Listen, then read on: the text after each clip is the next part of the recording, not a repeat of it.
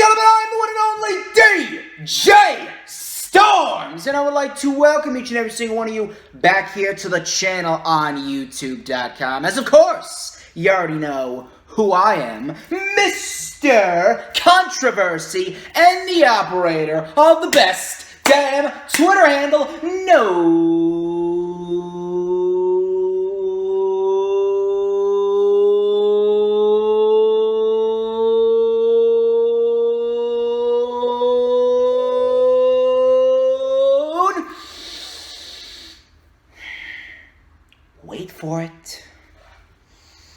Wait for it.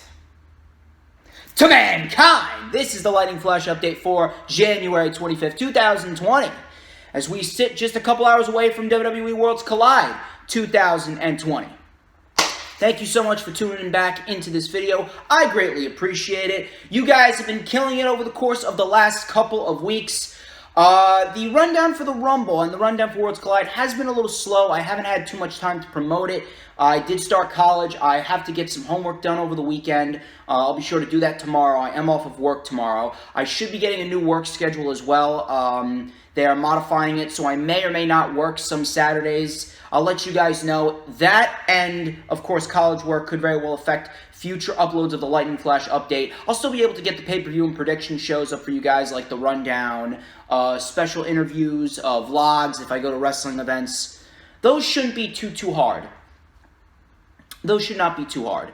But the Lightning Flash update, it's going to be the most difficult show to get up consistently, considering how long it is, and the fact that I review 7 shows, the news and rumors, and I still have to work. Obviously, I got to make my money. I ain't making my money this way. But I got the Royal Rumble 2018 playing in the background. We sit just 24 hours away from the Royal Rumble, a few hours away from Worlds Collide. Here's what I want you guys to do. I want you to hit that thumbs up. Try to get this video to 15 thumbs up. I want you guys to leave a comment down below what you thought of the weekly shows this week. What are your thoughts on the Rumble? What are your thoughts on Worlds Collide? What are your thoughts on the news, rumors, and reports once we go over them in the end? And I also want you guys to hit that subscribe button if you haven't already done so. We are on the road to 2,000 subscribers. We're going to try and hit that by the summertime. Hopefully, I'm hitting that before I'm done with my next semester at college. I also want you to hit that notifications bell with a huge coup de grace. That way you will know whenever I pop up on YouTube, because whenever I pop up on YouTube, it is the best time to be on YouTube. Follow me on Twitter at PatronizeWithDJS. Follow me on Instagram at TheDJStorms. I also want you guys to go and check out the rundown for the Royal Rumble and the rundown for Worlds Collide if you haven't already done so. Check those out. 40 minutes for the rundown for Worlds Collide, for the Royal Rumble, and 21 minutes for the rundown for Worlds Collide. Both links are in the description. Be sure to check them out. And I can't help but thank you guys. You guys have definitely made this all worthwhile. So far, 2020 has been booming for the DJ Storms brand. Lots and lots of views and likes and watch hours ringing in. So keep it up, you guys. It's going to be a very interesting WrestleMania season. Anyway, enough of the chit-chat about the self-brand promotion and whatnot. Let's get into the weekly show reviews. 7 shows this week, as per usual. Monday Night Raw. This was pretty much a 3-highlight show. I mean, I don't really know what else I could say about this. This was nothing special at all. Seth Rollins kicked off the show with Buddy Murphy and the AOP. Rollins thanked the WWE Universe for making him the Monday Night Messiah. He showed highlights of what happened last week in the fist fight and how Buddy Murphy made a stand, and he decided to stand on the right side of history. He said, the battle lines have been drawn. You're either with them or against them. Owens and Joe came out. Owens said that they were able to get rid of the Big Show, but they did not get rid of him or Joe. Joe said that they were not the only ones out there after Rollins offered them to come down and dance with Destiny. The Viking Raiders came out. Now this, I was actually very much intrigued by to start off the show, even though Rollins' promo was pretty much the same old repetitive shit that we've been hearing from him. So in the end, Rollins' promo didn't accomplish anything, but adding the Viking Raiders and taking out the Big Show, that I can appreciate. That I could appreciate because of the fact that it makes sense. It makes sense since the AOP realistically should have taken the titles off them. We didn't get that, which I will go over later on, but for what it was, I didn't mind the Viking Raiders joining forces with Owens and Joe. Matter of fact, it was actually a cool sight to see them all standing tall. And then in a backstage segment, we had Rollins and Murphy challenging the Viking Raiders for the Raw Tag Team titles, even though they did nothing to earn the Tag Team title opportunity, and they are a makeshift tag team. Andrade versus Rey Mysterio, ladder match for the United States Championship. This match was brutal. I enjoyed every single minute of it. We had a moment where Rey Mysterio did a Frankensteiner from the middle rope, and I swear Andrade's neck hit the edge of one of the ladder legs. I am actually surprised he was able to continue. Props to Andrade. He has a neck of fucking steel. We continued on in the match, and Andrade, I believe he was on the receiving end of a sunset flip powerbomb on the ladder. Rey Mysterio was able to hit the 619 on Andrade and take him out of the ring momentarily. Rey Mysterio looked like he was going to climb the ladder and retrieve the United States Championship, but Zelina Vega got involved again. This allowed Andrade to recover and hit a hammerlock DDT. Yes, a hammerlock DDT through the ladder. Rey was out. Andrade climbed the ladder. Andrade retained. He looked like he was going to do the same thing he did to Ricochet and Humberto, but then a guy in a Rey Mysterio mask appeared, and it was, indeed, Humberto Carrillo. And Humberto Carrillo attacked Andrade, and we get Humberto and Andrade for the United States Championship this Sunday at the Royal Rumble. Brutal match. Props to both Rey Mysterio and Andrade. I really could have done without Zelina Vega interfering, because we have seen this countless times over. Andrade is a legitimate fucking talent. He's a legit athlete. We've seen him win on his own numerous amounts of times. We don't need to see Zelina Vega constantly get involved, especially in a ladder match. It's just exhausting. It really is exhausting to see how Zelina Vega always has to get involved with Andrade. It doesn't make Andrade look good at all. It makes him look like he can't win on his own. I understand he's a heel, but still, it doesn't matter. Have him win or defend the title on his own. You don't need to constantly have Zelina Vega involved. Now, obviously, the match with Humberto, on the other hand, that makes sense. Don't get me wrong. I would much rather see Humberto than anyone else challenge Andrade for the U.S. title because it makes sense and there's some loose ends to tie up there. It just sucks that no one gives a shit about Humberto because WWE has seemingly put him in all of these scenarios where he's been doing nothing but losing and losing and losing. And now all of a sudden, people, they expect the people to care about Humberto just because he got a few wins here and got taken out by Andrade. Brutal ladder match. Definitely a positive on the show, but ultimately, in the end, I really could have done without Zelina, and it sucks that no one cares about Humberto because the guy's talented. Aleister Black defeated a jobber. So he's back to defeating jobbers. This was nothing more than the jobber running at Aleister Black. Aleister Black hits the Black Mass, and that was it. Good job. Brock Lesnar and Paul Heyman. They came out to address the crowd. Heyman says that the WWE Universe seems to take Lesnar for granted. Heyman explained the rules of the Rumble, and Heyman vowed that Lesnar will outlast 29 other contractually obligated individuals to win the Rumble.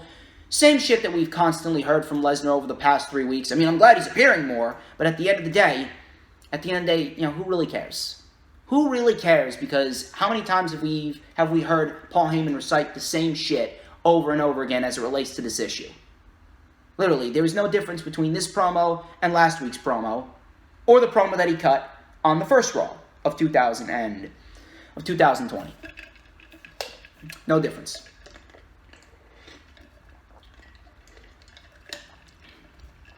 Ricochet ended up coming out, and no reaction was given to Ricochet. None whatsoever. Ricochet said that the word afraid is not in his vocabulary, and he was willing to stand in the ring face-to-face with Lesnar. Heyman said he's going to extend Ricochet's vocabulary.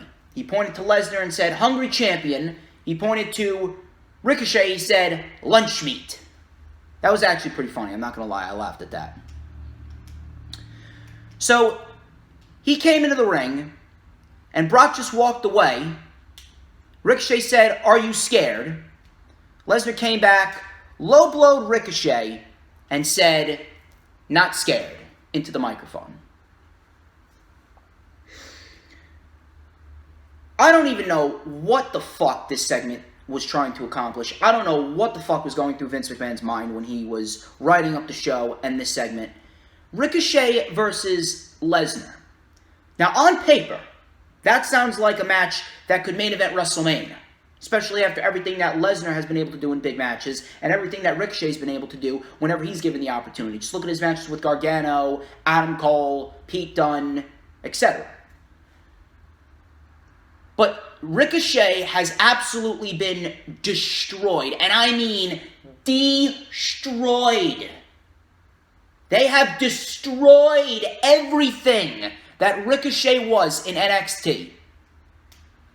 Only to have him go out here, get low blowed by Lesnar, after he has essentially been buried. And I don't even like to use that word. I hate using that word, to be quite honest with you. I have never used that word on the Lightning Flash Update as much as I have in the last couple of weeks. Ricochet's been absolutely buried. No one takes him seriously. And WWE is to blame for that.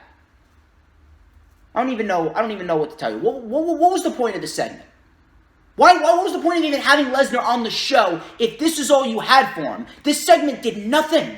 This segment accomplished nothing except have Paul Heyman go out there and recite the same shit that he's been saying over and over again. And then all of a sudden, Ricochet comes out there and you make Ricochet look like a complete bum.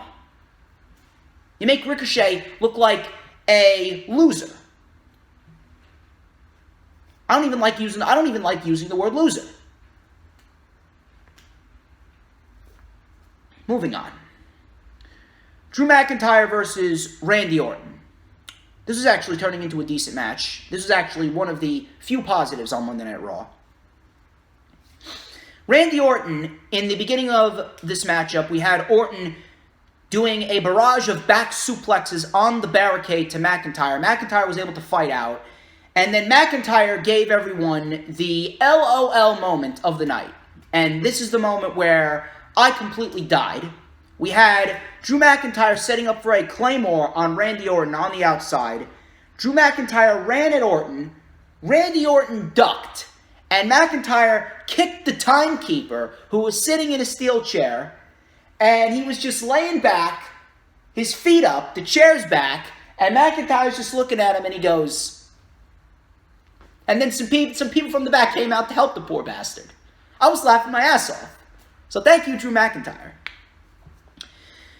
Back in the ring, we had Randy Orton reverse a Claymore kick into a power slam on McIntyre. McIntyre was able to fire back on Randy Orton until Randy Orton took McIntyre up to the top. And we had a superplex delivered by Randy Orton to Drew McIntyre until the OC interrupted the match. Drew and Orton were able to fend off the OC. Couple steel chair shots by Randy Orton. Orton and McIntyre stood face to face, and McIntyre was getting ready to punch Orton. Orton tossed the chair away.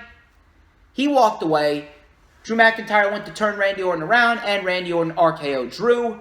Drew took the microphone, and he promised to kick Randy Orton's head off his shoulders, and he promised to win the Royal Rumble and main event WrestleMania. I've said it once and I'll say it again. The concept of interferences and distractions in the middle of matches, they need to be abolished. They really need to be abolished. If I never saw another match end via disqualification because of an interference or distraction ever again, I would not complain whatsoever. It does nothing. It doesn't make a feud interesting. It doesn't make the match interesting. It actually brings the match, the feud, the storyline, the superstars, and the overall quality of the show down. There was really nothing stopping WWE from having Drew McIntyre simply beat Randy Orton, and then the OC could have attacked. Or, better yet, maybe just leave the OC off the show altogether. Maybe just leave them off the show altogether because they got nothing to do with anything that's going on in the Rumble outside of AJ Styles in the Rumble. Carl Anderson and Luke Gallows aren't even in the Rumble. Orton could have taken a loss. There's no reason why McIntyre shouldn't have just won this match clean.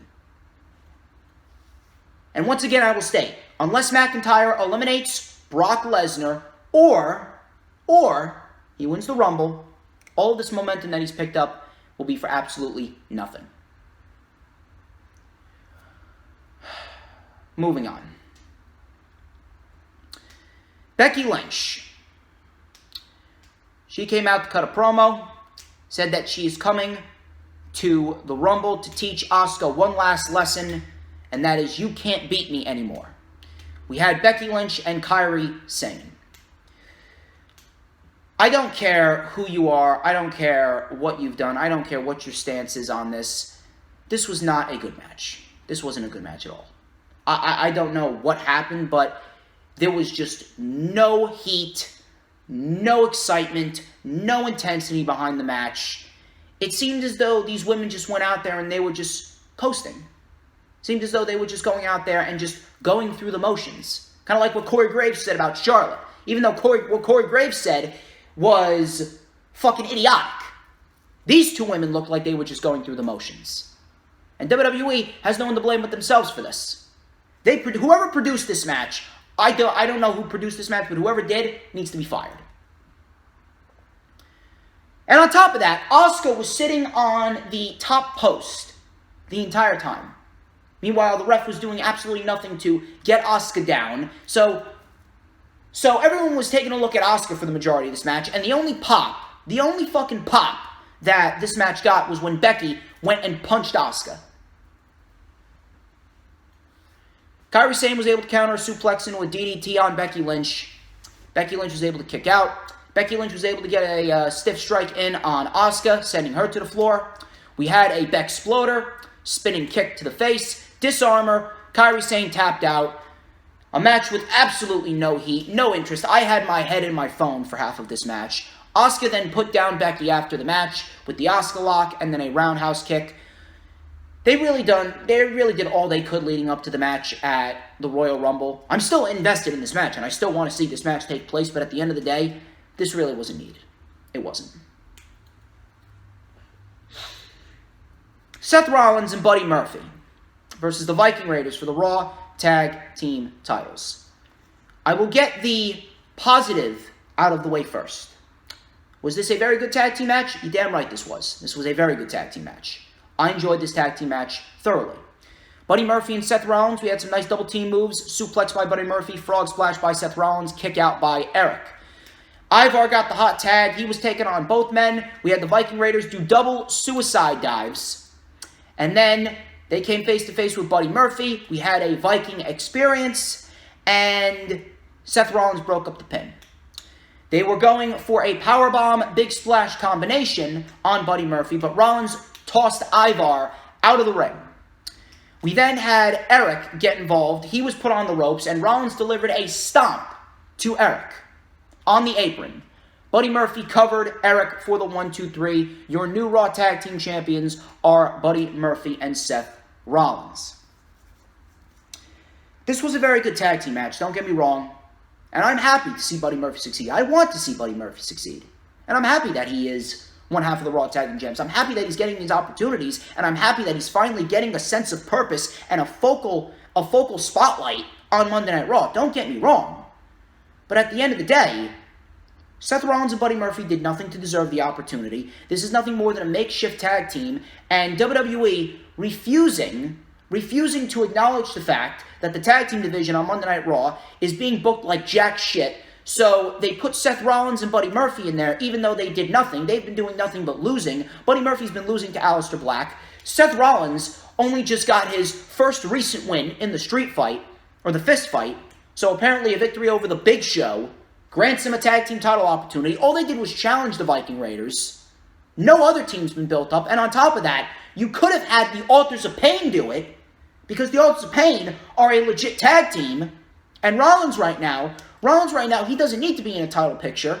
No matter whether or not it's with Buddy Murphy and Buddy Murphy is succeeding. At the end of the day, Authors of Pain should have been the correct team to take the titles off the Viking Raiders.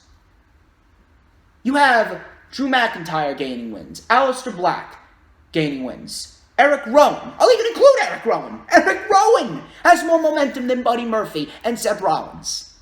But yet, here they are getting title opportunities after those individuals have been doing nothing but winning matches, and they got nothing in return, except a Royal Rumble entry. in which, more than likely, all of them are going to lose.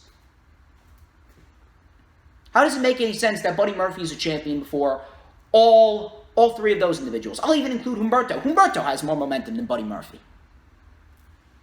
You're telling me you couldn't build up legit threats in the tag team division? You couldn't have put together Cedric Alexander and Akira Tozawa, have them do something as a tag team? You couldn't have put them in matches with Hawkins and Ryder or the Street Profits? And then the Street Profits, after this, the Street Profits cut Weekend Update, or the Monday after Weekend Update, a Saturday Night Live ripoff segment.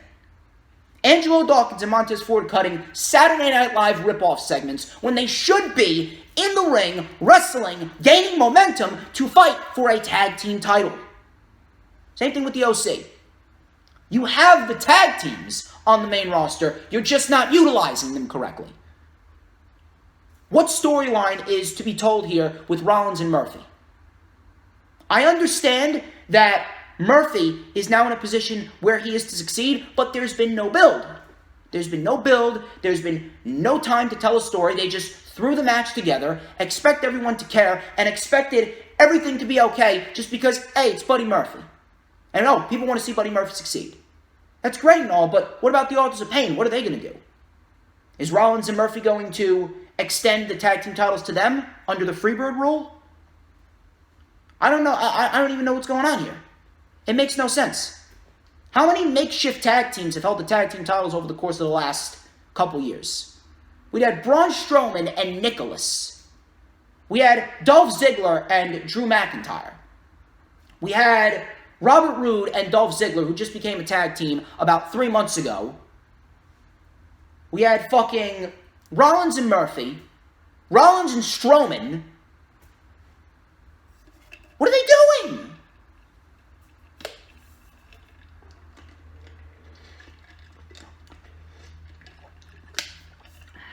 Speaking of Eric Rowan, he defeated Matt Hardy, and whatever was in the cage bit him again. Iron Claw to Matt Hardy. Matt Hardy's as good as gone. Matt Hardy is as good as gone. The broken gimmick is coming back. We'll see him in All Elite Wrestling as the leader of the Dark Order within the next few months. No doubt about it. Samoa Joe and Kevin Owens were cutting a promo in the back. They entered themselves into the Royal Rumble, and that was that. Mojo Rawley was backstage being interviewed by Charlie Caruso before he destroyed the Singh brothers. Mojo Rawley is still the 24/7 champion, apparently. Lana and Lashley, they came out. Lana said that they were going to put down her stupid ex-husband and Liv Morgan, and then Lashley and Lana defeated Rusev and Liv Morgan. So, let me get this straight. You have Drew McIntyre versus Randy Orton, a match that could main event WrestleMania or any pay-per-view all over the world. You have Drew McIntyre versus Randy Orton on this show. You had Rollins and Murphy versus the Viking Raiders for the Raw Tag Team titles on this show. You had Andrade versus Rey Mysterio in a ladder match for the United States Championship, and for 20 minutes, those two men went out there and beat each other within an inch of their lives. Some of the spots that they were doing this match, I swear to God, I thought that they were going to shorten their careers. You have that on this show, but yet Lana, Lashley versus Rusev and Morgan is the main event of the show. So this match went about 5 minutes. I'm not even going over what happened. All I know is that Lana and Lashley defeated Rusev and Liv Morgan. Lana and Lashley constantly winning and constantly winning and constantly winning. Is it over yet? Is it over? How much longer do we have to sit? I'm going to continue to ask the question, how much longer are we going to have to sit through this until it is over? The commentators even mentioned that Lana and Lashley get the win on the road to WrestleMania. Is this really going to continue all throughout WrestleMania season? If so, you might as well not even have WrestleMania to begin with. End the fucking storyline already. It's not doing anything. It's not doing anything for any of the four individuals involved. It's not drawing in ratings. It's not drawing in interest. And if you are invested in this storyline, if you even have anything remotely positive to say about this Lana Rusev Lashley, Liv Morgan storyline. I have absolutely no respect for you as a human being. You do not deserve the rights or privileges that we have on social media. You do not deserve the rights or privileges that we have in this life. I have absolutely no respect for you if you even have anything remotely positive to say about this storyline. And there are people that do. There are people that do. Shockingly. I have absolutely no respect for anyone that defends this shit. I don't care who you are. If you enjoy this shit, you're the fucking problem. You are the fucking problem. I don't even know what else I can say. Let's just move on. Let's just move on before I have a fucking aneurysm. AEW Dark. This was actually better than last week. There was 2 matches on Dark this week. We had Big Swole versus Diamante, who was a former member of LAX in Impact Wrestling. This was decent. This was a decent match. I'm definitely happy to see Big Swole back. I love the intensity and I love the charisma that Big Swole brings. I'm still fucking rattled. Pardon me. I'm still fucking rattled from what happened on Monday Night Raw and that fucking horrendous main event segment and match.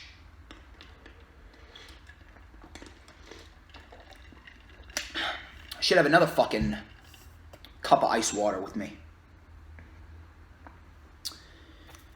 But this was a decent match for what it was. Nothing too special here. We had Diamante take Big Swole down in a seated position in the corner, hit the drop kick. Big Swole was able to fire back a couple of intense strikes, punt kick, and a clothesline. We had Diamante and Big Swole actually exchange some nice back and forth. We had a roundhouse kick ducked by Diamante, roundhouse kick ducked by Big Swole, a sweep of the legs jumped by Diamante, sweep of the legs jumped by Big Swole, dodge for dodge until Big Swole was able to hook the arm of Diamante and hit a ripcord forearm smash. She calls it Dirty Dancing, and Big Swole gets the win over Diamante. Big Swole is now on a 2-match winning streak. I definitely want to see more of Big Swole. I definitely think that Big Swole could add a lot to the AEW women's division. Again, they've been doing better shit on AEW Dark with the women than they are on AEW Dynamite. They really need to step up their game on AEW Dynamite with the women. 6-man tag in the main event. We had the Jurassic Express versus the Strong Hearts. This was a great match. Great 6-man tag. If you want to go back and watch it, you definitely can. I believe this went about 12-13 minutes. We had Jungle Boy hitting a couple of tope suicidas to T-Hawk and Shima. Marco Stunt was then military pressed by Luchasaurus over the post, taking out both men. Strong Hearts then gained control, and they were working on Marco Stunt a lot. Marco Stunt was on the receiving end of a lot of damage before he was able to make the hot tag to Luchasaurus. Luchasaurus came in like a house of fire, checkmark kicks, tail whip kicks, and plenty more kicks to follow. We had a huge chokeslam moonsault combination. We then had Shima do a suicide dive. I believe he took out Luchasaurus and Marco Stunt. And we had Jungle Boy on the receiving end of a German suplex by El Lindemann. But Jungle Boy was able to kick out. Luchasaurus came in. He took out Shima and T-Hawk. We had a back suplex overhead toss into a sit-out spinebuster on El Lindemann for the 1, 2, 3. And the Jurassic Express defeat the Strong Hearts. Great 6-man tag team match. Love what they've been doing with the Jurassic Express. And they are 2-0 as far as 6-man tags go in 2020. Jurassic Express, I'm telling you right now, it is going to be a big, big year for Jurassic Express when they eventually win the tag team titles. Moving on to AEW Dynamite. AEW Dynamite with Bash at the Beach Part 2 on the Jericho Cruise. And they did an excellent job at setting up everything. As far as the Jericho Cruise, the presentation of the ring on the cruise ship was great. The crowd was lively. It was a very enclosed atmosphere, but it was very well done. And it was actually the first show that took place from a boat. Kenny Omega and Hangman Page versus SCU for the AEW World Tag Team titles kicked off the show. This tag team match was great. This is what we're talking about as far as tag team wrestling goes. SCU was in control here until Kenny Omega came in. We had Kenny Omega with the Snapdragon suplexes. Adam Hangman Page was able to take out Frankie Kazarian. He actually dove into the crowd. It was actually the outside was actually a very enclosed area. He actually dove into the crowd when he took out Frankie Kazarian. We had a buckle bomb by Omega and a pop-up spine buster on Scorpio Sky. Scorpio Sky was able to kick out. Coming back from commercial, SCU was able to hit SCU later, but Adam Hangman Page shoved Scorpio Sky into Frankie Kazarian, breaking up the pinfall. Adam Hangman Page with a huge fallaway slam from the top rope, taking out Frankie Kazarian. Buckshot lariat on the rampway outside the ring. Buckshot lariat in the ring to Frankie Kazarian. And Adam Hangman Page and Kenny Omega win the AEW World Tag Team titles in a great tag team match. This is picture-perfect storytelling right here. And the eventual split between Adam Hangman Page away from the Elite, let me tell you something, it's going to be big. And I did hear and I saw a lot of people complaining, oh, AEW had Kenny and Hangman, a makeshift tag team, win the tag team titles, and everyone thought it was great, but when Rollins and Murphy won it, everyone complained. Those two situations aren't even remotely the same. Number one, AEW has actually been building up their tag team division to be legit. They've actually been building up their tag team division to be legit, and every single one of the teams in the tag team division has been given opportunities to shine. All the tag teams in the division look legit as they can be. That's number one. Number two, I'm not even going to bring up their history in the Bullet Club. Adam and Kenny, they have been tagging together in AEW since October. They have been winning matches. They've defeated the teams of Moxley and Pac, Kip Sabian and Shawn Spears, Private Party, and then they won a fatal four-way match between the Young Bucks, the Best Friends themselves, and Proud and Powerful to earn this tag team title opportunity. So these two have been tagging together for the last couple of months. They've been winning matches, and they earned a tag team title opportunity. Rollins and Murphy, they tag teamed together for the very first time. The very first time on Monday, they did nothing but challenge the Viking Raiders for the tag team titles, because apparently that's how you get title opportunities on WWE main roster television nowadays. And on top of that, there is a story to be told with Hangman and Kenny. What story is being told with Rollins and Murphy, outside of the fact that WWE is just giving them the tag team titles for the simple fact of they can't wait. They can't wait, and they have no sense of long-term storytelling. More likely than not, this is nothing more than a way to have Joe and Owens, another makeshift tag team, fight Rollins and Murphy for the tag team titles on a random episode of Monday Night Raw and have Joe and Owens win the tag team titles for a cheap ratings boost. The story here being told with Kenny and Hangman is Hangman's descent into darkness, how he couldn't win the big one. Now he's finally won the big one. He's been drinking, and on top of that, he has been becoming more cocky. Saw the interview with the Young Bucks. Hey, we won these before you did. When Hangman eventually splits, when Kenny and Hangman lose the tag team titles, it's not only going to get Kenny more over as a babyface and Hangman more over as a heel. Not only that, but whoever's the team to defeat Hangman and Kenny, two of the biggest single stars in AEW right now are Hangman and Kenny. Whichever team is to defeat Hangman and Kenny for the tag team titles, it's going to make that team look that much more legit. It's going to make that team into stars. They're establishing the tag team titles as prestigious championships with actual meaning behind them. The Raw tag team titles have been treated like a hot potato over the course of the last several years, except for the reign that the Viking Raiders had. The Viking Raiders probably had the best Raw tag team title reign out of anyone ever since The Bar. I don't know what to tell you. There is a story to be told. Hangman and Kenny have actually been winning matches. They earned a title match. And on top of that, when Hangman and Kenny eventually lose, Hangman's going to turn heel, and whichever team is to beat Kenny and Hangman is going to look that much more legit. There's a story, and there is a method to why Kenny and Hangman won the tag team titles. What story is there with Rollins and Murphy? They just challenged the Viking Raiders, they got the title opportunity, and on their first night as a tag team, they won the tag team titles. Again, nothing more than a rushed storyline, when realistically, WWE, they haven't even been trying with the tag team division. AEW's actually been trying, and they've been building up their tag team division to be known as the best tag team division in the world. WWE doesn't even give a shit about tag teams. WWE doesn't give a shit about 95% of their roster. So no, these two situations aren't even remotely the same. Please, sit the fuck down and shut the fuck up. Britt Baker versus Priscilla Kelly. Priscilla Kelly has a great look. I actually would love to see more of Priscilla Kelly. She showed off a bit of attitude, actually, did Britt Baker. She actually defeated Priscilla Kelly. Back and forth here. It was kind of a sloppy match. Nothing really too special. She is... I really don't want to say that she regressed in the ring, but she really has regressed in the ring. Ever since the match with Hikaru Shida, I don't know what's been going on with Britt Baker, but she is just not on time with her moves. She lacks so much intensity with the moves that she delivers. She is very slow in the ring as well. She's almost as slow as Lacey Evans.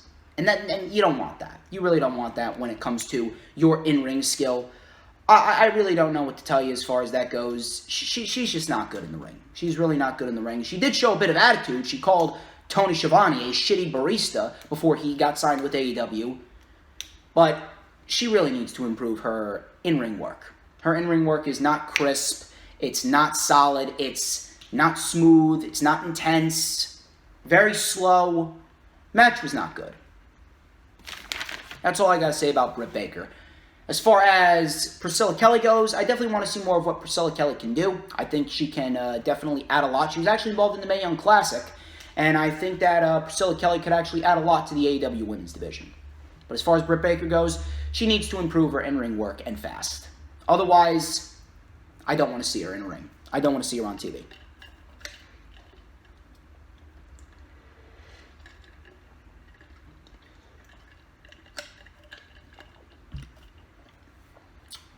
Chris Jericho and Proud and Powerful versus Jurassic Express. The crowd was actually singing along to Chris Jericho's theme song, which is actually pretty fun.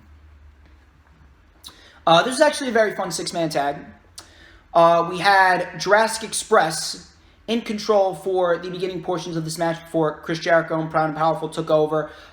We had Ortiz get taken out by Jungle Boy momentarily. Marco Stunt was able to make the tag. In came Luchasaurus. He came in like a house of fire as per usual. When Luchasaurus gets the hot tag, I absolutely love what he can do in the ring. Jake Hager was on the outside before he got involved, and him and Luchasaurus were actually fighting on the outside. We had Marco Stunt go up to the top rope on Chris Jericho. He was able to hit a 450, which looked beautiful. And he got a close 2 count. We had a couple of near falls by Marco Stunt, a couple of roll-ups on Jericho before Jericho eventually hit him with the Judas effect. And Chris Jericho gets the win for himself and Proud and Powerful. Cody and MJF had a promo package before we had an MJF versus Joey Janela match. I'm very much looking forward to Cody and MJF at Revolution. MJF defeated Joey Janela. This match was decent. Nothing too special here. We had Joey Janela do a back body drop to MJF back into the ring before MJF took over control. We had MJF on the receiving end of a superplex by Joey Janela. Joey Janela was going up to the top rope for the diving elbow drop. But Penelope Ford and Kip Sabian caused a distraction, allowing MJF to hit the double cross, his version of the crossroads, and MJF got the win. MJF took the mic. He called Cody a poet and a real-life lyricist, said that he is a chapter in Cody's book, and he is the last goddamn one. Cody came out, and MJF reminded him that, can't touch me. Cody said, you're right, but they can. And the Young Bucks came out, super kicked MJF, and they threw MJF in the pool for a huge pop from the fans.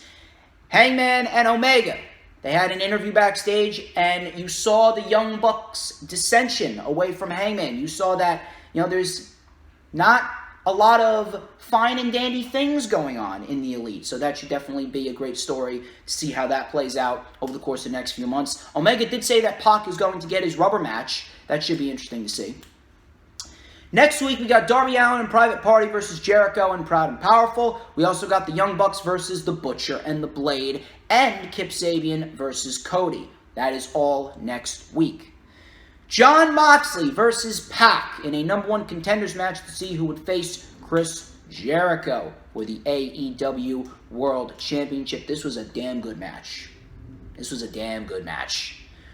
These two almost went 20 minutes. We had a lot of great stuff going on in this match. We actually had the ref, we actually had the ref, Moxley and Pac, go out into the crowd and brawl in the crowd section, and I like that the ref went with them, so that way they would not be counted out.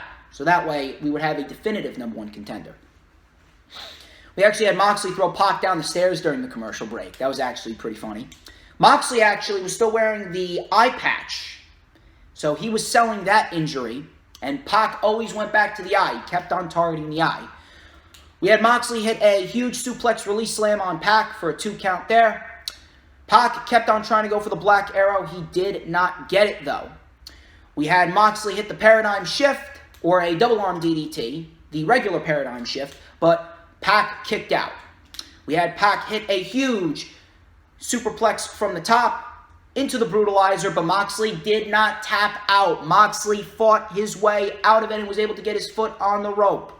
Jon Moxley was able to hit another Paradigm Shift, and then an elevated Paradigm Shift, so 2 back-to-back, and Moxley pins Pac. Moxley is going to Revolution to face off against Chris Jericho for the AEW World Championship. Damn good main event, and Moxley, man, he has been made to look like an absolute superstar. I am loving what they have been doing with Moxley, and I cannot wait to see how he fares against Chris Jericho once we eventually get to Revolution. It's going to be great. AEW is doing some great things. They still need to work on their women's division. But so far, as far as the Jericho Cruise goes, they did an excellent job presenting it. They did an excellent job carrying out all the matches except for that women's match. And of course, they have been doing a lot better at managing their time in their main event segments and matches. So I have to give them credit for that. Very fun episode of AEW Dynamite. Moving on to NXT.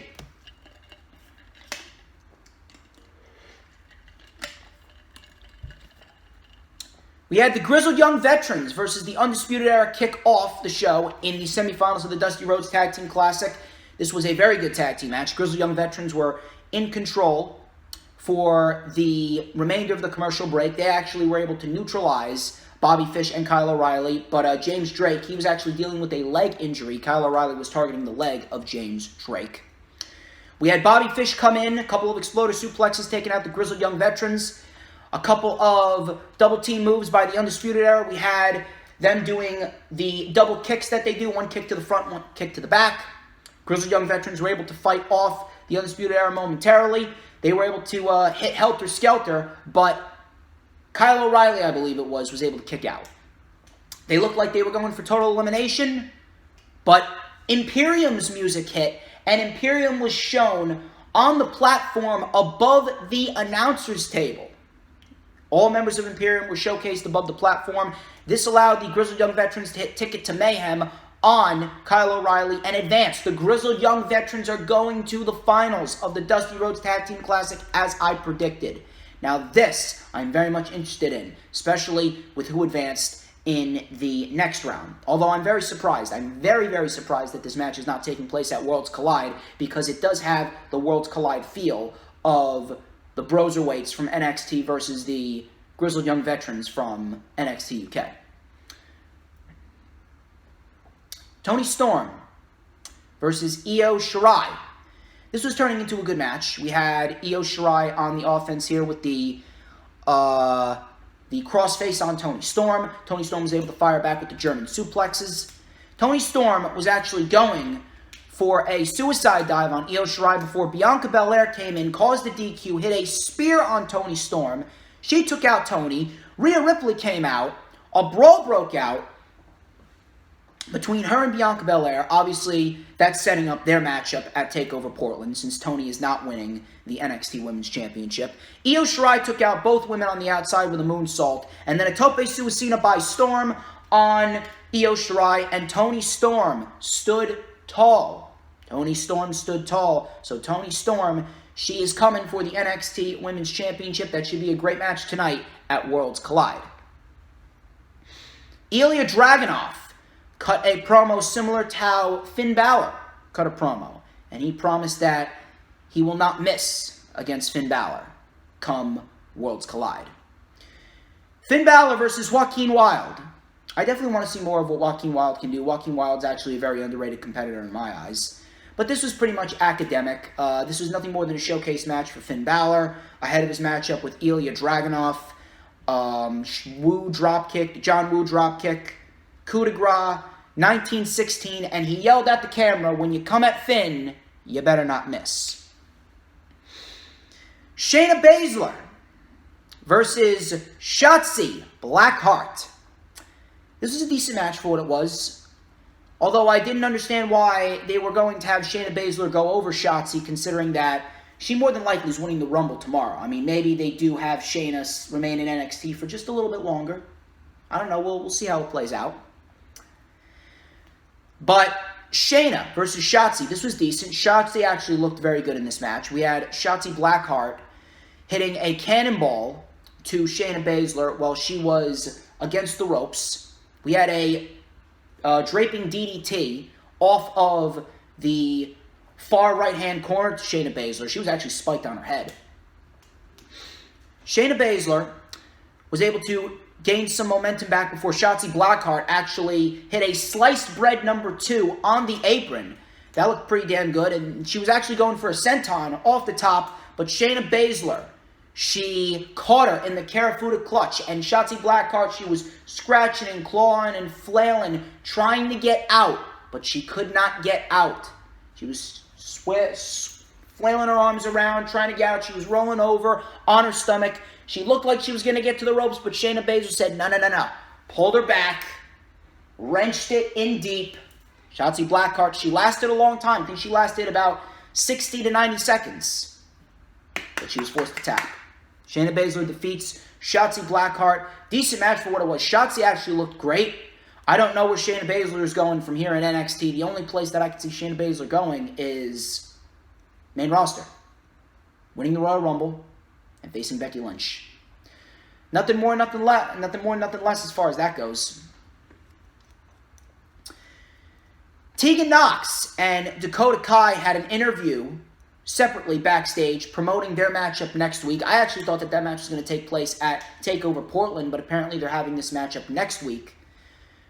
We had Tegan Nox talk about how she went through injury and how Dakota Kai has always been like a sister to her. Dakota Kai said that you never really cared.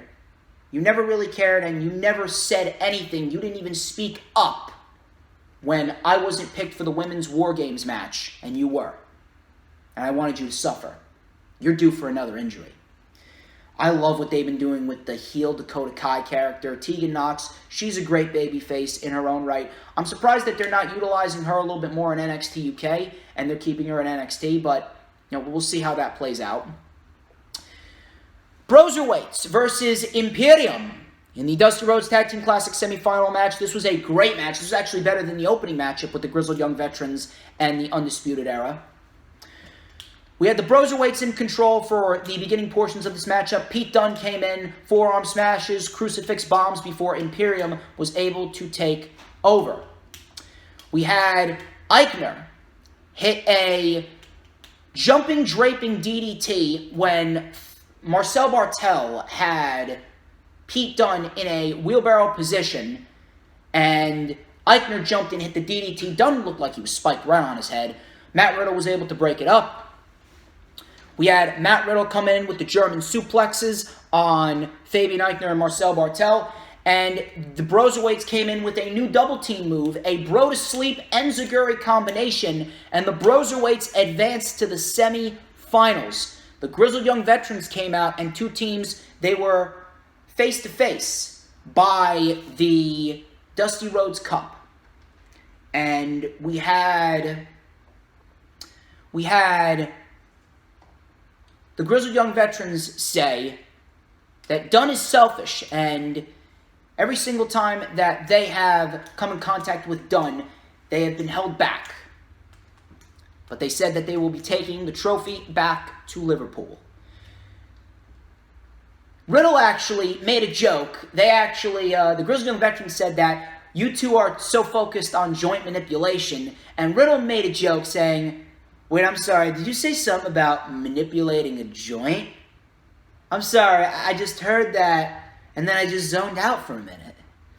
And that right there, Riddle right there, coming up with that, he's fucking fantastic. But the crowd actually started chanting, Riddle's gonna smoke you. So I was laughing my ass off right there. I'm surprised Dunn was able to keep his laughter in check. But Dunn said that every single time that these two have come in contact with me, they've lost. And tomorrow, they will lose again, and we're walking out with that trophy, bro. So that match is set for next week. Again, very shocked that they're not doing it on the... Very shocked that they're not doing it on the Worlds Collide show tonight, but regardless, I can't really complain too much about it. It's going to be a great match next week, and more likely than not, the Broserweights are going to be the next NXT Tag Team Champions, possibly a TakeOver Portland. Keith Lee versus Roderick Strong, NXT North American Championship. This was a very good match for what it was. This really wasn't about putting on a 5-star classic between Roderick Strong and Keith Lee. This was mainly about telling a story. The main story was Keith Lee's ankle, and Roderick Strong was targeting the ankle for the majority of this matchup. Ankle locks, chop blocks.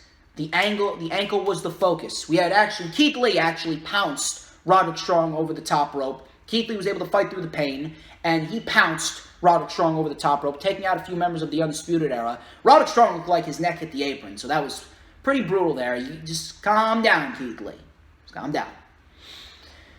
Undisputed Era was able to get involved. Keith Lee was able to take them out. Roderick Strong hit a jumping knee and a sick kick, but Keith Lee kicked out. Roderick Strong went for another sick kick. Keith Lee hoisted Roderick Strong up, hit the Big Bang Catastrophe, and Keith Lee is the new NXT North American Champion. And then afterwards, Imperium and the Undisputed Era ended the show in a brawl. Walter actually chopped Adam Cole across the chest, turned Adam Cole inside out, and I swear to God, Adam Cole looked like he broke his neck. Absolutely brutal shit to end NXT. Listen, it was a very good match, and I'm very happy for Keith Lee, but realistically speaking, it really should have happened on a TakeOver. Keith Lee was the right man to do it, but it really should have happened to TakeOver Portland, and I can't help but feel as though Triple H, he has been putting these matches on NXT, and he's been putting these big moments out there on NXT for the simple fact that he wants to generate ratings for NXT television, so that way they'll beat AEW, because if he knows that if he doesn't beat AEW in the ratings, then Vince McMahon is eventually going to step in. And AEW has beaten NXT in the ratings all 4 weeks of 2020 so far. All 4 shows, AEW has come out victorious. I just feel as though, like what happened with Rhea Ripley and Shayna Baszler, that was a different story.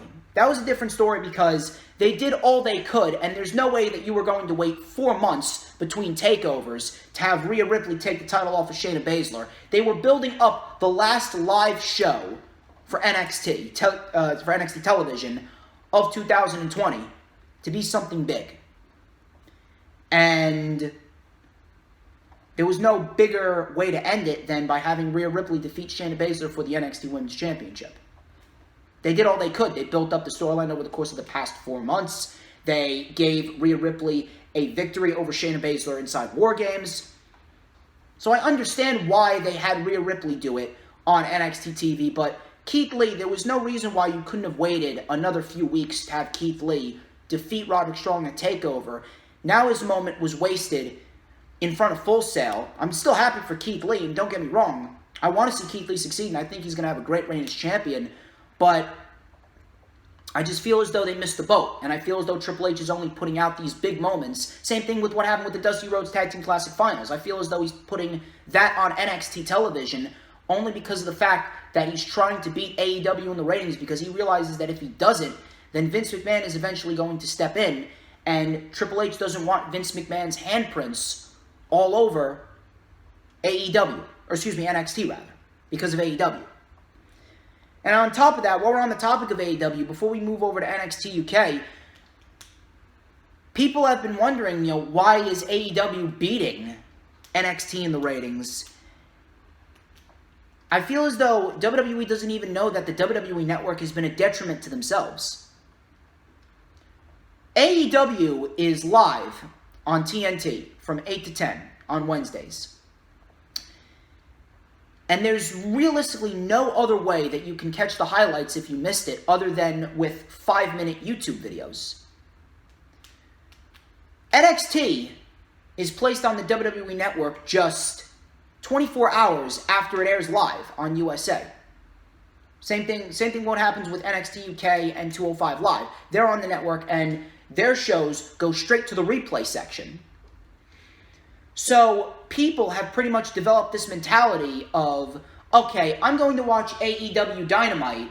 I'm going to get a good night's sleep. I'm going to wake up tomorrow morning. I'm going to go to school. I'm going to go to work. I'm going to go about my day. I'm going to come home. I'm going to do my homework. I'm going to get settled in. I'm going to cook dinner. I'm going to eat dinner. I'm going to take a shower. I'm going to slip into my pajamas. And then I'm going to hop on my laptop or my phone. And I'm going to watch NXT on the network, commercial free, to end my Thursday night on a high note. AEW doesn't have their own network station where you can go back and watch all of their content yet. I think we're probably going to get to that point eventually, but AEW doesn't have that. AEW just has Dynamite on Wednesdays, and that's pretty much it. And people are pretty much stuck in the mentality that there's no other way that I can watch AEW if I missed it. So I'm going to watch AEW, and then the next day, since nothing's going on my Thursday, and there's no wrestling on a Thursday, unless you count NXT UK. But again, NXT UK, they've been put on the back burner because of the Wednesday Night War. Now, NXT UK is starting to get a spotlight, and Triple H and Shawn Michaels are managing their time with NXT UK very nicely. But people don't really have any wrestling to watch on Thursday nights. Wrestling fans don't have any wrestling to watch on Thursday nights, so they watch a replay of NXT because it's on the network. AEW doesn't have that. And that's why I feel that more people are watching Dynamite over NXT on Wednesdays, because they know that they have a method, they have a way to watch AEW live on the night that it airs, but there's no other way to watch it. But then you have NXT on the network, and they can just go immediately to the network and rewatch NXT. That's pretty much it. That's pretty much that. That's just my thoughts on the entire situation. But regardless, let's move on to NXT UK, which was actually a great show. If you missed NXT UK this week, I would definitely encourage you guys to go back and watch it. Imperium kicked off the show, and Walter was actually given a brand new NXT UK Championship. So it's been rebranded. It is now called the NXT UK Championship. Walter thanked them for finally listening to him, saying that he got rid of the old title that was tarnished by Tyler Bate and the mouth of Pete Dunne. He then flipped over the stand and looked directly into the camera, saying that the Undisputed Era disrespected Imperium and the mat, and they will go through hell and high water to defend the sport that they so desperately love. He said that the Undisputed Era is what is wrong with the sport, and they will pay for what they've done, because this mat is sacred. Imperium and the Undisputed Era.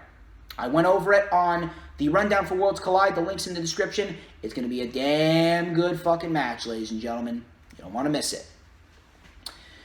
Jordan Devlin versus Ligero. This was a great match. This was a cruiserweight title qualifier to see who would go to Worlds Collide and the Fatal 4-Way match for the Cruiserweight Championship. Jordan Devlin took over control here against Ligero when Ligero was up in a handstand on the apron. Jordan Devlin hit a super kick on Ligero. Looked brutal there. Ligero was able to fire back. He was able to hit a springboard stunner on Jordan Devlin for the close 2 count. Jordan Devlin was able to fire back. He hit a moonsault, but he caught the legs of Ligero when Ligero tried to get the legs up. Ligero rolled him up for a 2 count. He didn't get that. We had Ligero taking out Jordan Devlin with a super kick, and then a big splash out of the corner, but Jordan Devlin kicked out again. Jordan Devlin was able to hit a Spanish fly. That was earlier on in the matchup. Ligero was able to kick out of that. Jordan Devlin hit the springboard cutter. He hit Devlin's side, and Jordan Devlin advances to the Cruiserweight Championship Fatal 4-Way match at Worlds Collide. Cannot wait to see what Jordan Devlin does there. Right winner here. Eddie Dennis, he's going to speak out next week. They're calling him the Welsh Dragon now. Ilya Dragunov defeated Josh Morrell ahead of his matchup against Finn Balor at Worlds Collide. Joe Coffey and Gallus actually came out, and Joe Coffey said to the tag team champs, "I just want a moment alone with the Mad Russian." And you know what I can appreciate? They built towards Worlds Collide, and they also built towards future events and shows for NXT UK. They built for the course of the next few weeks. They're setting up Ilya Dragunov versus Joe Coffey, which I actually like, because you're not going to put Ilya Dragunov into a title match with Walter just yet. He got a victory over Alexander Wolf. I hope to see him get a victory over Finn Balor tonight at Worlds Collide. And on top of that, we have Joe Coffey now having unfinished business with Ilya Dragunov. So if he gets a victory over Joe Coffey as well, I'd say that he's definitely earned a UK title match. I would also love to see Dave Mastiff as an interim opponent for Walter before we get to the matchup with Ilya Dragunov.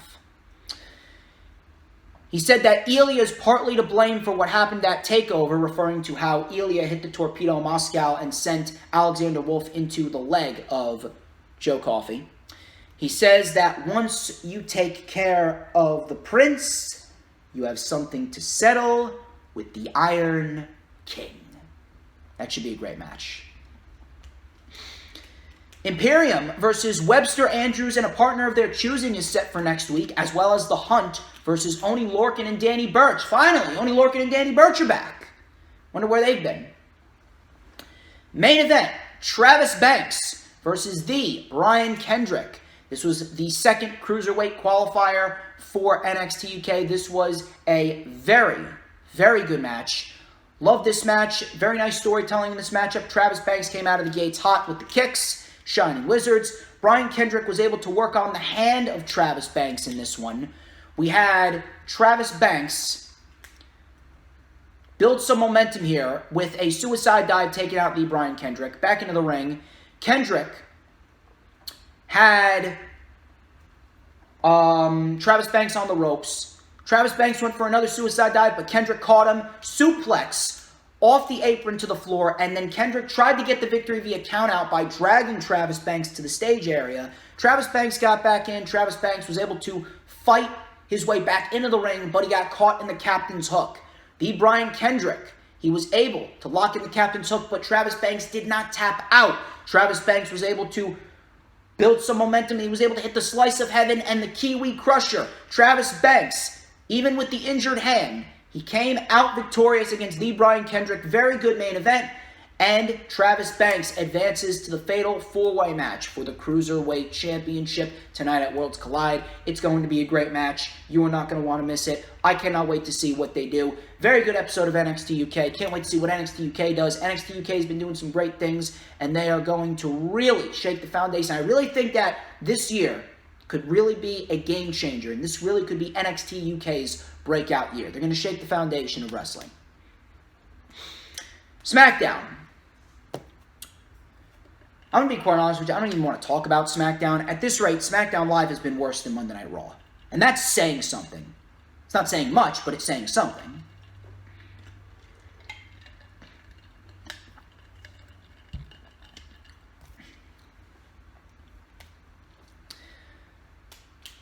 Roman Reigns and the Usos defeated Corbin, Ziggler, and Rude. So, we had Ziggler doing a zigzag to Jimmy Uso about 3 minutes into this matchup. Jimmy Uso looked like he landed hard on his leg, and he looked like he had a concussion. So Jay and Roman had to go it alone until Roman Reigns, Roman Reigns came in and he was doing his stereotypical clotheslines in the corner, the big boots, the Samoan drops. Ziggler and Rude were able to take over control on Roman Reigns, but they were not able to put Roman away. Jimmy ended up coming back. He got the tag, even though his leg was limping, so he was selling an injured leg. We had Jimmy come in with the Samoan drops, the clotheslines, the super kicks. Roman Reigns and Baron Corbin, they brawled into the crowd. We had the Uso splash by Jimmy Uso, and the Usos and Roman Reigns defeat Corbin, Ziggler, and Rude ahead of Roman Reigns' matchup with Baron Corbin at the Rumble. This wasn't necessarily bad, but can I just point out, Corbin, Ziggler, and Rude, they could not put away Roman and the Usos after, A, they neutralized one Uso, they neutralized Jimmy out of the matchup for about 15 minutes. So it was essentially a 2-on-3 handicap match, and you could not put Roman and Jay away when you had the chance. And then on top of that, Jimmy Uso came back with an injured leg, and he still won the match for his team. Let that sink in. The Superman booking is really rubbing off on the Usos as well. And that is not good. That is not good for the Usos. What happened at NXT TakeOver War Games between Rhea Ripley and Candice LeRae and how they defeated 4 other women in that matchup, you don't see that shit very often. You really don't see that shit very often. Shit like that should be kept special. But you see, on the main roster, we see that almost every single week with guys like Roman Reigns. And now we're going to see it with the Usos. We've seen it with Braun Strowman. We've seen it with Brock Lesnar. We've seen it with a lot of people on the main roster. Logic gaps like that and how 3 guys or 4 guys or 5 guys, they can't put down 2 men or 1 man. And it takes all these guys. It took 4 guys to put down Roman Reigns at TLC and have Corbin win. Just let that sink in. The Superman booking, that needs to go away. If you want to do that once in a while, fine, but you need to do it on a big stage so it actually means something, like what they did with Rhea Ripley and Candice LeRae. They made those 2 into stars, but you don't see those 2 constantly doing that. You don't see those 2 constantly kicking out of 20 finishers. You don't see them constantly fighting off 4 women at the same time. You don't see that. Moments like that need to be kept special. At this rate, they're really plunging the Usos and Roman Reigns down our throats. I'm sorry. I just need to point that out. Lacey Evans was interviewed before the Royal Rumble. She brought up her father losing his battle to depression. And if you keep pushing, you can accomplish your goals. Stereotypical babyface promo by Lacey Evans. Bayley eventually came out and attacked Lacey Evans, and that was it. And the brawl continued in the back when we had an interview segment with Carmella and Dana Brooke, and the brawl continued in the back, and Lacey Evans and Bayley were just brawling for the course of about 15 minutes, I believe. Listen, Lacey Evans is a noble person. She's a strong human being. She's a powerful human being. More likely than not, she's an amazing mother. But for fuck's sake, she's just not good as a pro wrestler. She has no redeeming qualities whatsoever as a pro wrestler. I'm sorry. I don't know what to tell you. If you find any redeeming qualities in Lacey Evans, whether she's a heel, whether she's a babyface, I'm sorry. You can't talk. You don't have the right to fucking open your mouth as a pro wrestling fan. She is not good whatsoever as a pro wrestler. She is atrocious. She has no value. She's worthless. She is worthless as a pro wrestler. She cannot cut a decent promo to save her life. Her promos actually went from decent to vomit-inducing. And I never say that. Come on, I'm trying to keep my waffles that I had for breakfast inside my stomach. Now I'm reading what Lacey Evans said here, and I feel like I just want to throw up on camera. That's just straight facts. Deal with it. Fire and Desire versus Bliss and Cross. This match went 10 seconds. This match went 10 seconds before Lacey Evans and Bayley interrupted and caused a DQ, and then we got a big brawl. 10 seconds on a women's tag team match. Good job. I mean, I don't even give a shit about any four of those women except for Cross and Bayley. But at the end of the day, who cares? Elias was in the ring, and he was going to sing a duet with Braun Strowman before Sammy, Cesaro, and Shinsuke interrupted. We had a tag team match between Elias and Strowman taking on none other than Cesaro and Shinsuke. The only thing that I can be happy about here is that Shinsuke didn't take the pinfall. Elias, I will say, he did improve in the ring. I'll give him that. But Strowman, he just continues to get worse and worse. And it really is a fucking shame that Cesaro and Shinsuke Nakamura are subjected to this shit. It really is. I don't mind Cesaro and Shinsuke as a tag team either, but Shinsuke Nakamura is the Intercontinental Champion. Have him defend the damn title. Why is it that WWE seemingly completely forgets that their champions are champions? Why is it that WWE seemingly forgot about Nakamura and the Intercontinental Championship? Nakamura has held the title since July, and he has had all but 3 title defenses. One against Ali at Smackville, the other against The Miz at Clash of Champions, and then one against Roman Reigns on SmackDown, which ended via disqualification on the October 18th edition of Friday Night SmackDown. Why is it that we are sitting on January 25th and Shinsuke hasn't defended the title in 3 months? And he's still not defending it. He's not even defending it at the Rumble. He's in the Rumble. I don't understand. I really don't understand. Strowman with a power slam to Cesaro, diving elbow drop by Elias. Elias and Strowman win. I don't even know what you want me to say. I wasn't even paying attention. That's all I know what happened. Miz and Morrison, they come out, as well as the New Day, and all 4 men are officially in the Rumble, so we only have about 3 entrants left. John Cena and maybe Cain Velasquez and someone from NXT. This Rumble's looking horrible. I'm telling you right now. Outside of 3 matches on the Rumble's card, outside of Humberto and Andrade, Becky and Asuka, and Bryan and Wyatt, this Royal Rumble looks like it's going to be the worst one since 2015. It's going to be bad. John Morrison versus Kofi Kingston. It took us 90 minutes. to get a good match between Morrison and Kingston. This was easily the best thing on the show. Kofi Kingston came out of the gate with the crossbody on John Morrison. John Morrison was able to kick out. We had John Morrison hitting a beautiful Spanish fly from the middle rope on Kofi Kingston. Kingston was able to get the shoulder up. SOS by Kofi on Morrison. Morrison kicked out. The Miz got involved when Big E pushed John Morrison's feet off of the top rope. Miz was on the receiving end of a Trouble in Paradise. My voice cracked there. John Morrison hit Kofi with a kick, and then John Morrison hit Starship Pain. Much better landing for John Morrison on the Starship Pain.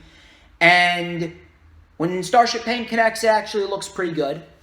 John Morrison gets the win over Kofi Kingston. Good match here on SmackDown Live. Easily the best thing on SmackDown Live. And that was pretty much it. So John Morrison and The Miz, they look to be next in line for the SmackDown Live Tag Team titles. Daniel Bryan and Wyatt signed the contract for the Rumble. Wyatt was trying to get his contract to send for Bryan, but he couldn't, so he called customer service. Bryan said that all Wyatt does is run, and come Rumble, he is not going to be able to. Before we continue on with the contract signing, Michael Cole said that a strap match, both opponents are tied to each other, and the only way to win is by pinfall or submission. No, that is false, because we have had strap matches in the past. One of them was actually a Russian chain match, which pretty much had the same rules as a strap match. But we had a strap match, I remember, between CM Punk and Umaga at Extreme Rules of 2009. We also had a strap match between Shad Gaspard and JTG at Extreme Rules of 2010. And a strap match is a match where your opponents are tied to each other. There are no pinfalls, no submissions, no countouts, and no disqualifications. The only way to win is by touching all four corners of the ring in a row without being interrupted. Your momentum cannot be interrupted by your opponent when you are in the process of touching all four corners. If it is, then it resets. Those are the rules of a strap match. I do my research. WWE seemingly changing the rules and taking their audience to be forgetful idiots. Not me. Wyatt said that mistake was the word of the day. Oh, the irony. Wyatt appears, the Fiend appears. He attacks Daniel Bryan. He whips Daniel Bryan with the strap, stabs his hand with the pen, and signs the contract in his own blood. And that was pretty much the contract signing. SmackDown Live, I'm telling you, outside of that November 1st episode of SmackDown Live after Crown Jewel when NXT took over, this show was terrible. This show's been absolutely terrible. There have literally been little to no redeeming qualities about SmackDown Live. The women's division is, without a shadow of a doubt, the worst it's ever been since the Divas era, outside of Sasha Banks and Bayley. You actually have a decent mid-card and a decent tag team division. Look at the tag teams you got on this show. You got Robert Roode and Dolph Ziggler, Lucha House Party, Revival, Usos, New Day, Miz and Morrison, Heavy Machinery. Talent's there. Look at the mid-card you got. You got Shinsuke, you got Sammy, you got Gable, you got Sheamus, you got Ali, you got Apollo Crews. He's stuck in catering. You got Drew Gulak. You got the mid-card talent. You got the tag team talent, but you don't utilize them correctly. The main event scene outside of Bray Wyatt and Daniel Bryan looks horrendous. Roman Reigns is in there. Baron Corbin's in there. Braun Strowman's in there. They literally have no legit main event talent that we can legitimately invest our time in outside of Bryan and Wyatt. I don't know what happened to this show. I don't know what is going on, but SmackDown Live, or Friday Night SmackDown, or whatever the fuck you want to call it, they need something. They need something. They need a complete revamption, if that's even a fucking word. They need to be revamped immediately. They need to start utilizing the tag teams and the mid-card the right way. They need a new women's division. Lacey Evans, Dana Brooke, and Alexa Bliss. It doesn't help that you got three of the worst women's wrestlers, three poor excuses for women's wrestlers on the roster. I don't even know what else I could say. I really don't know what else I could say. It's the same. I've been saying the same shit for God knows how long now. I can't really say too much. I can't. 205 Live, actually. This is the last show of the week, and then we actually have a bonus match. We had a Rock and Rager bonus match from AEW Dynamite, the Bash at the Beach edition. It was actually Joey Janela versus Rey Fenix, which was actually a damn good match. Joey Janela ended up coming out victorious with a spinning package pile driver and an elbow drop to Rey Fenix. This went about 11 minutes. If you want to go check that out, you definitely can. It's on their YouTube channel. I don't know why they didn't put it on AEW Dark. It definitely would have made AEW Dark a lot better. 205 Live. We had a rematch from last week between Tyler Breeze and Arya Daivari. Their first match was definitely better, but this was still a good match regardless. We had Tyler Breeze with a swift dropkick to Arya Daivari to begin this matchup. Arya Daivari was wearing down Tyler Breeze until Tyler Breeze came out of the gate. Couple clotheslines and Ziguris. We had Arya Daivari go for the hammerlock lariat a couple of times, but he did not connect with them. Arya Daivari jumped from the middle rope. He caught a supermodel kick. His legs buckled. Arya Daivari was able to kick out. Tyler Breeze went for the beauty shot. Arya Daivari reversed it. We had Tyler Breeze rolling up Arya Daivari, stacking him up. putting his legs almost near his head, and Tyler Breeze rolls up Ariya Daivari for the 1, 2, 3. Tyler Breeze wins. He remains undefeated on 205 Live. I definitely would love to see Tyler Breeze in contention for the NXT Cruiserweight Championship. I think him and Garza could put on a damn good match if they give him the opportunity to. Brian Kendrick actually enlisted the help of Ariya Daivari, and they seemingly joined forces. That took place later on in the matchup between Brian Kendrick and Danny Burch. Danny Burch was in control on Brian Kendrick for the majority of this matchup. He came out of the gates with the headbutts and the kicks, the takedowns, the drop kicks, the enziguris. The Brian Kendrick, he looked like he was going to get put down, but Ariya Daivari came out and he distracted Danny Burch, allowing Brian Kendrick to roll up Danny Burch. And behind the referee's back, Ariya Daivari held on to the Brian Kendrick, making sure that Danny Burch was unable to kick out. So Daivari and Kendrick have joined forces.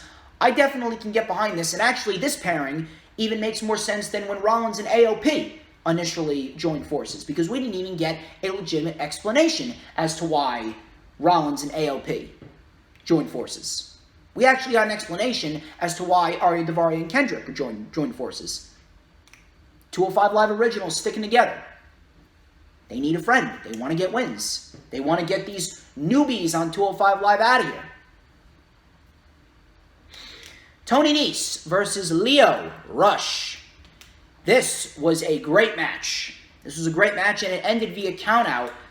But we did get some great moments in this matchup. We had Tony Nese and Lio Rush. Nice back and forth between the two. Lio Rush hit a suicide dive. Crowd was really behind Lio Rush in this one. Tony Nese was able to hit a spinning heel kick on Lio Rush for a 2 count. Lio Rush hit the come up for the 2 count on Tony Nese. We had Tony Nese and Lio Rush up on the top rope, and both men punched each other. Both men fell back on the apron. Tony Nese threw Lio Rush over the announce table. Tony Nese slid back in the ring, and Tony Nese defeated Lio Rush via countout. So, this was very well done, and I will say it because of the fact that Tony Nese, he needed a win, but so did Lio Rush. This was a good way to continue Lio Rush's momentum and give Tony Nese a win without killing their momentum together as a whole. So Tony Nese gets the win. This sets up another match between the two. Lio Rush, right now, he is being put on the sidelines, and he's not going after the Cruiserweight title just yet. I do think that he is going to have some unfinished business with Angel Garza. He also has unfinished business with Isaiah Swerve Scott. As far as Tony Nese goes, he needed the win. I can't really fault them for giving Tony Nese the win. And that's pretty much it. Great main event. Loved how they laid out the main event, and I love how they gave Tony Nese the win without actually beating Lio Rush. Overall, very good episode of 205 Live. That's all I can say about that. Moving on to the news, rumors, and reports here on the Lightning Flash Update. My first report. PW Insider reports that WWE has removed quote-unquote women's, the term women's, from the NXT women's title. Now it will be referred to as the NXT Championship. And I quote, WWE has issued an internal decree that going forward, the NXT Women's Championship will be referred to and described as simply the NXT Championship. PW Insider has confirmed that the decision was made to remove the gender-specific designation of the championship, end quote. But it is gender-specific, though. There's a reason why we have a division. There's a reason why we have genders. There's a reason why we have a tag team division, a main world title, and a women's division. What are you going to do? You're going to take tag team out of the NXT tag team titles now? Are you going to take NXT World? Are you going to take World out of the world titles? Are you going to take SmackDown Women's out of the SmackDown Women's Championship? Are you going to take Raw Women's out of the Raw Women's Championship? This is stupid. Who cares? That's what it is. It's a women's championship. It's specifically for the women. I mean, what is this? Is this a fucking effect of Tessa Blanchard winning the Impact World Championship? What made them make this decision? This had to be a Vince McMahon initiative. This has to be a Vince McMahon specific decision. This is stupid. This is absolutely ridiculous. What sense does this make? What sense does this make? How will we know which championship we're talking about now? Are we talking about the World Championship for NXT, or are we talking about the championship in the women's division? The confusion is there, and overall, it makes absolutely no sense. Where did this even come from? I don't even have any words. Where did this even come from? Why is WWE so focused on taking away names and butchering names? Now in NXT, they're butchering names when they should be worried about what's going on the main roster and trying to improve that product specifically. NXT does not need any fixing. What they're doing in NXT is just fine. Please, Triple H, you don't need to make these fucking changes just to please your 75-year-old father-in-law. Please, relax. I don't even know why this was made. I don't even know. How can you justify this? Trying to remove the gender-specific designation, but that's what it is. It's a championship specifically for the women. The tag team titles are championships specifically for tag teams. No one man can be the tag team champions. No man can be the women's champion. No woman can be the NXT World Champion or the North American Champion. This is so stupid on so many levels. I don't even know where to begin. I don't even know what to say. Moving on from a completely ridiculous report to a rather interesting report, Sports Illustrated has actually learned on another potential acquisition for AEW. Multiple sources have confirmed that New Japan Pro Wrestling star Lance Archer, same man who had a Texas death match against Jon Moxley, he is in high-level talks with the company. This is huge. You have Brian Cage, have Lance Archer. They're going to have to get a mid-card title in there at some point. I actually do have news on a championship possibly being added within the next 12 months, but it's not the mid-card title, and I'll talk about that in a minute. But Lance Archer has definitely come a long way from the days of Vance Archer as a part of the 2009-2010 ECW, and when he was given the opportunity, he has done absolute wonders in New Japan Pro Wrestling, especially in that Texas death match against Jon Moxley. I think that Lance Archer could really add a lot to AEW, and again, over the course of the next few months, it's really going to be interesting to see who they grab up and who they decide to form alliances with, whether that be companies or superstars. AEW right now, AEW is going to be one of the top talks of the wrestling world in 2020. They really are. You're going to take a look at them, and then you take a look at the WWE main roster product, and they're going to be at the bottom of the barrel in terms of talk and interest. Trust me on that. So I definitely can't wait to see what Lance Archer does if he does sign with AEW. They got to get that mid-card title, man. They really got to they cannot hold it off anymore. Got to make it, you got to institute it, you got to set up the tournament, and you got to crown him. You got to do it. You don't want to overflow the roster with talent. Moving on, according to a report from Wrestling Observer Radio, AEW is planning on introducing 3-man tag team titles at some point in the next 12 months, possibly on next year's Jericho Cruise. Dave Meltzer reported, and I quote, "I don't know if that's what they're going to do or they were just talking, but it sounds like they're going to do a 6-man tag team tournament next year on the cruise for the championship." End quote. I don't really know how I feel about it. I wouldn't necessarily mind it, but at the same point in time, I don't necessarily think a 6-man tag team championship is needed. I feel as though 6-man tag team titles are overkill, and I feel as though they don't really have a place. I think like there are 6-man tag team titles, I think in New Japan, if I'm not mistaken, but I don't know. It just feels weird to me. 6-man tag team titles just feel weird to me. At this rate, that with all the 6-man tags that WWE does, it would definitely make more sense for them to institute the titles, but they already have too many championships. I wouldn't necessarily mind it, but it's really not needed. So I wouldn't necessarily want to see it. I wouldn't mind it, but I really don't have any interest in seeing 6-man tag team championships. I would much rather see the mid-card title be introduced for AEW because, again, they are desperately in need of it. There's a lot of talent in the AEW mid-card. I've stated them before. Joey Janela, Darby Allin, Kip Sabian, Brandon Cutler. We're going to get Brian Cage and Lance Archer. We're going to get Pac. Pac could eventually win a mid-card title if they're not going to give him the world title anytime soon. You need that title in there. I wouldn't necessarily mind 6-man tag team titles, but I don't think they're needed. Let me just take a sip of my water.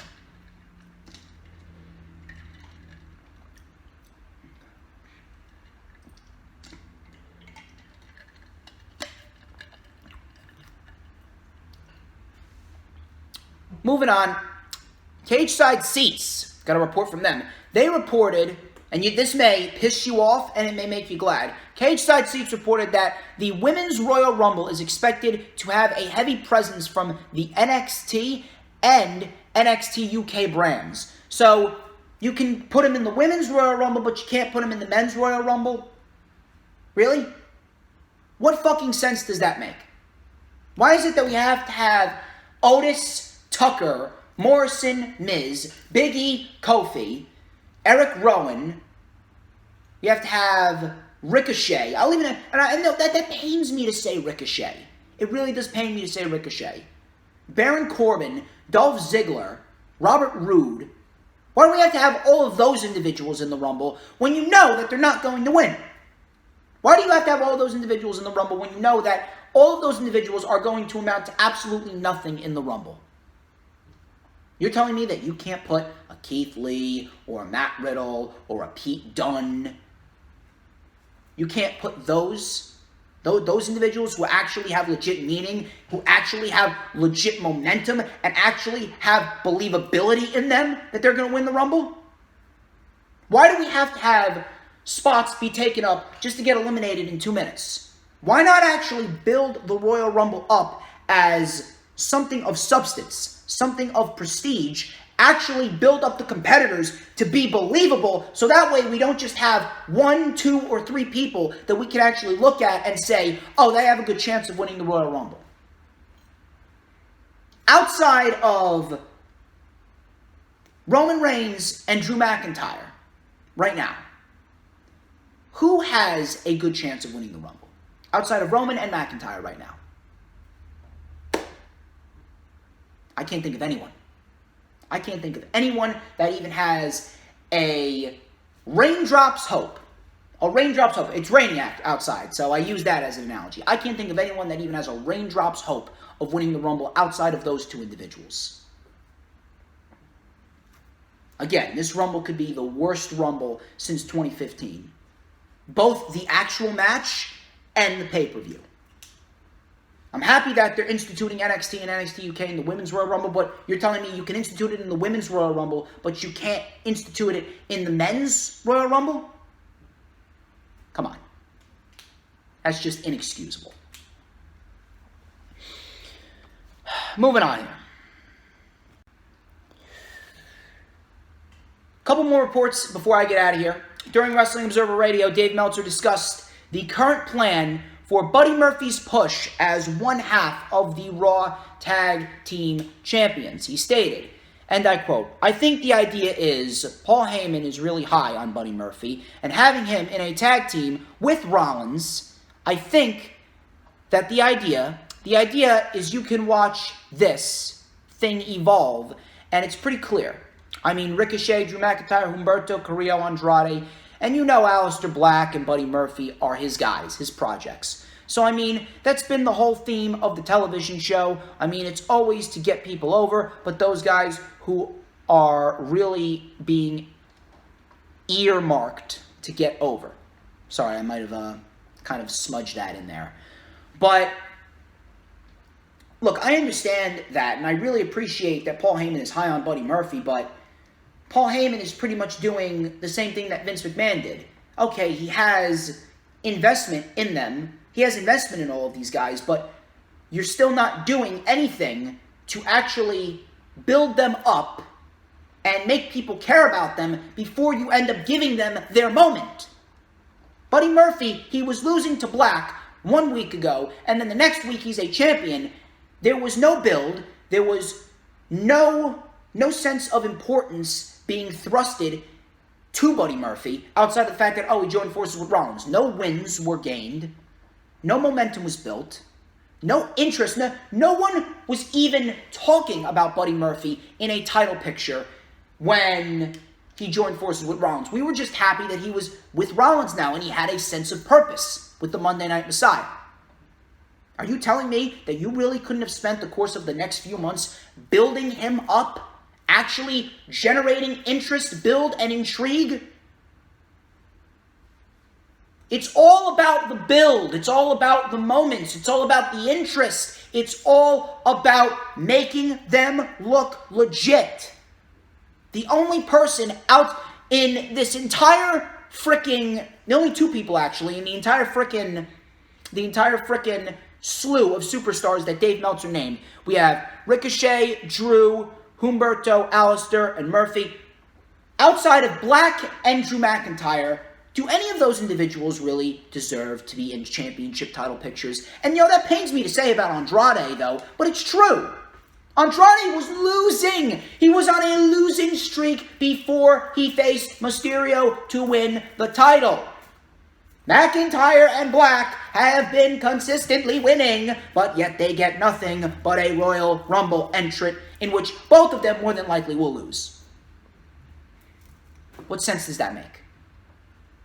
I don't mind the investment in Buddy Murphy. I am glad that Buddy Murphy is succeeding. I want Buddy Murphy to succeed. Buddy Murphy was one of the best things about WWE television when he was Cruiserweight Champion. He was putting on classics with the likes of Ali, Cedric, Tozawa, Nice, put on a great match with Roman Reigns, and they did nothing with Murphy. They didn't capitalize on Buddy Murphy at all. It's all about the build. WWE is constantly rushing through things. They have no sense of long-term build. You take a look at what happened with Rhea Ripley and Shayna Baszler. You take a look at what happened with those two women and how they built that feud over the course of the next few months, all throughout the fall, all throughout War Games, all the way to December 18th when Rhea Ripley eventually won the title, and the moment was epic.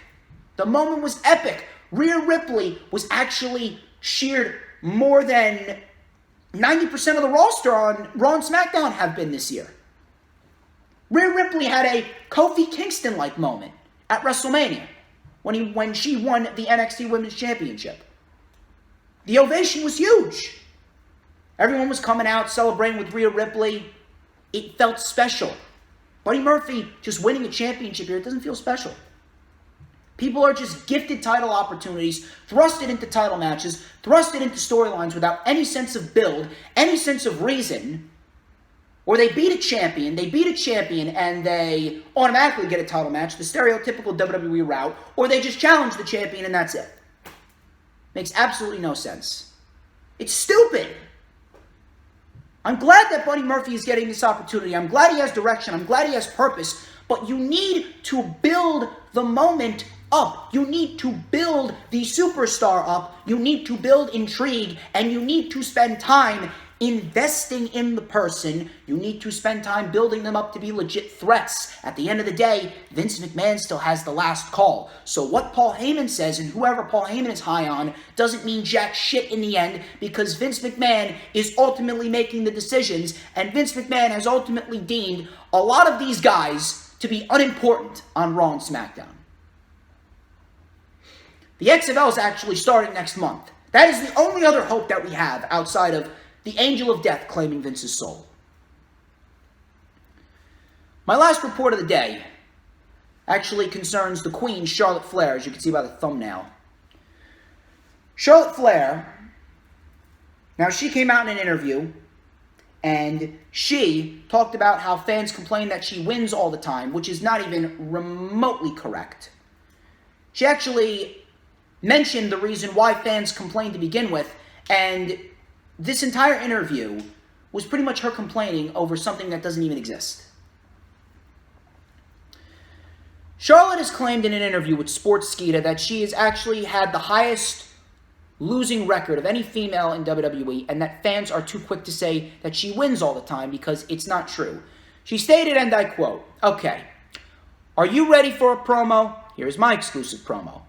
If you look at my stats, I have the highest losing record out of anyone on the roster. I think a detriment to me, when is also a positive, is that I am consistent. I am consistent, I am never hurt, and I'm always here." It's almost like, yes, that is awesome, but at the same time, I've never had the opportunity for the fans to miss me because I'm always here. That's what people forget. Yes, I won a match this week, and they're like, oh, she wins all the time, but that's not been the case. Actually, I've lost more matches than any female booked currently. It's crazy. I think the stigma of the Flair name always being in the title picture, but like I said, I'm consistent and a workaholic. It's a good thing and it's a bad thing. So she pretty much mentioned the reason why people are complaining about her to begin with, after she goes through this tangent of how, oh, people complain that I'm winning all the time. Meanwhile, she just gave you the answer as to why people complain about it to begin with. It's because she's always in the title picture. Charlotte, honey, you're complaining over something that is non-existent. When I'm looking on the Twitter timeline, it's not that you're winning all the time, because people are not complaining that you're winning all the time. I don't see tweets saying, oh, Charlotte wins all the time. No. I see tweets saying, Charlotte is always in the title picture. Outside of the last few months of WWE television, Charlotte has always been in a major title picture on a major pay-per-view and had a major moment in the women's division. She was in title matches at WrestleManias 32, 33, 34, 35. She ended Asuka's undefeated streak. She was involved in a women's title match at SummerSlam with Becky and Carmella. She was away for 2 months. She beats Carmella, and she's in the title picture. She was in the first ever women's Hell in a Cell match, and she won the first ever women's Hell in a Cell match for the Raw Women's Championship. She is a 10-time women's champion. She's a 10-time women's champion. She was thrusted immediately into the WrestleMania main event, even though it should have been Becky and Ronda. She was thrusted into a women's title match against Becky at Money in the Bank after, what, she beat Bayley once, even though she's been losing, even though she lost the match at WrestleMania. She's constantly in the title picture. She won the Divas Championship 2 months after she debuted on the main roster. She held the Divas Championship from September to April before she was in the triple threat match with Sasha and Becky, and she won the women's title at the time.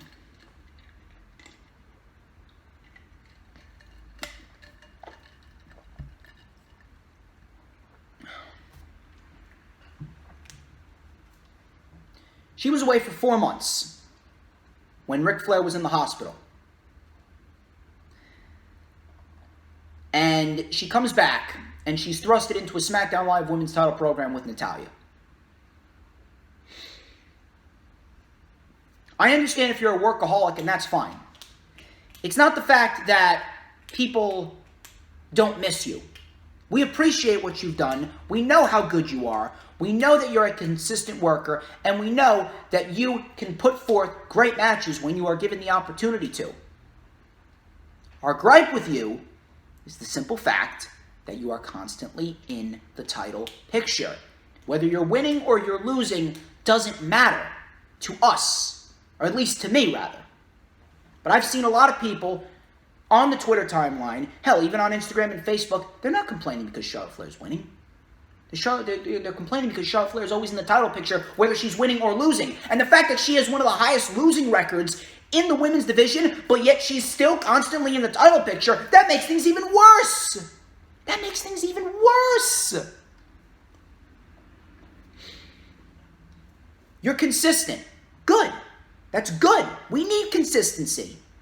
You're rarely injured. Good. That's good. You are a vital part in the women's division. That's good. However, WWE has plunged you in a position where you are constantly in the title picture to a point where people don't want to see you in the title picture anymore. The entire women's division, obviously on Raw and SmackDown, has been terrible, but the problem with you, Charlotte, the problem with Charlotte Flair, the character, the problem with Charlotte Flair, the pro wrestler, is the fact that she's always been in the title picture to a point where people don't want to see her ever compete for a championship ever again. Matter of fact, if Charlotte Flair was to never compete for a championship ever again, I think that no one would complain. Maybe outside of Corey Graves, but Corey Graves is a fucking moron. Charlotte Flair, this is the most, either Charlotte Flair just gave you the most politically correct answer that you could possibly have, or she's delusional, or she's completely clueless. I don't understand why Charlotte Flair is complaining when the main problem was already addressed by her, and she's acting like it doesn't even exist. Always being in the title picture, she acknowledged it, but you're complaining that fans always complain that you win all the time, when in reality, they're complaining that you're constantly in the title picture. She makes no sense. She sounds like a complete hypocrite. She sounds clueless. I don't even know where this came from, but regardless, I just thought I'd do a little rant on that. Well, ladies and gentlemen, that wraps up this edition of Lightning Flash Update. I would like to thank each and every single one of you who tuned into this video. Rundown for Worlds Collide, rundown for the Rumble, link in the description. Follow me on Twitter at PatronizeWithDJS. Follow me on Instagram at DDJStorms.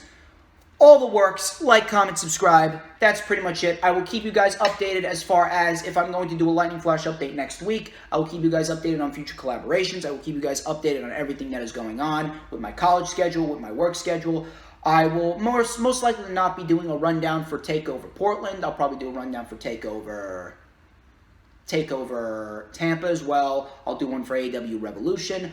I'll probably going to do one for Super Showdown if that event is definitely confirmed. I don't want to, but I'll try. But ladies and gentlemen, I'm the one and only DJ Storms. This has been the Lightning Flash Update. Take it easy, you guys. Enjoy Worlds Collide. Try and enjoy the Rumble. I'm going to try myself. You guys have a great weekend.